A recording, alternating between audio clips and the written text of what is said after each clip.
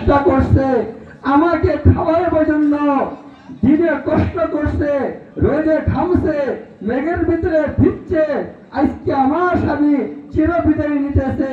আমার স্বামী আমার জন্য ঘর বানাইছে, খাবার ব্যবস্থা করছে, মাটি ধুয়ে গেল, আর জীবনে ঘরে আসবে না। আমি আমার স্বামীর সঙ্গে অল্প যাইতে লাগে, অন্ধকার কবরে যাইতেছে, যে কবরে লাইট নাই, বাতি নাই, মুসুরি নাই, খাওয়ার ব্যবস্থা নাই। আমি সঙ্গে যাই, অল্প সহায় করি, এই কথা আমার পরিবারে বলবো না।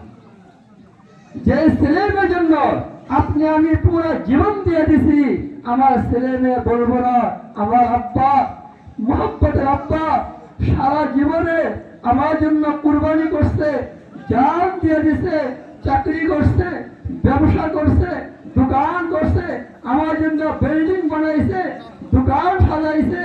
আজকে চির বিদায় নিতেছে, অন্ধকার কবরে যাইতেছে, যে কবরে খাওয়ার ব্যবস্থা নাই, অল্প জায়গা, সাপ বিচ্ছুর ঘর, লাখ ও লাখ বছর থাকতে হবে। আমার স্বামী আর ঘরে, আমার বাপ আর ঘরে আসবে না। আমি সঙ্গে যাই, অল্প সহায় করি, এই কথা কোন ছেলে মেয়ে বলবো না।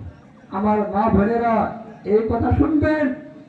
কোন মা, কোন বোন যদি মারা যায়, স্বামী বলবো না যে আমার স্ত্রী আমার জন্য জান দিয়ে দিছে, বাপকে ছাড়ছিল, মাকে ছাড়ছিল, নিজের পরিবারকে ছাড়ছিল, আমার সঙ্গে আইছিল, সারা জীবনে আমার খিদমত করছে, আমার সহায় করছে, আমার কাপড় ধরেছে, আমার ঘর সাজাইছে, আমার জন্য সবসময় তৈয়ার হয়েছে।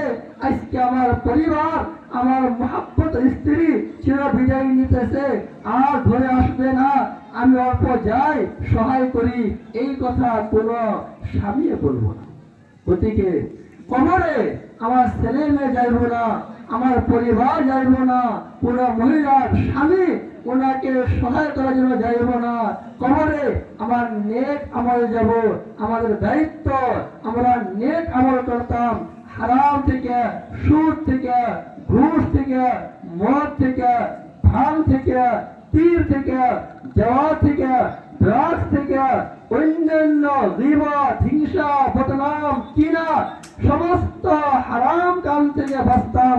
আল্লাহ আমাকে সবাই নিজের আমলটা শুদ্ধ করিয়া, হারাম থেকে বাঁচিয়া, নেক কাম করিয়া, আওলাদকে দ্বীন শিক্ষা দিয়া নিজের আমলটা ভালো দেওয়ার তৌফিক দান করুক এবং দুনিয়া থেকে বিদায় নেওয়ার তৌফিক দান করুক।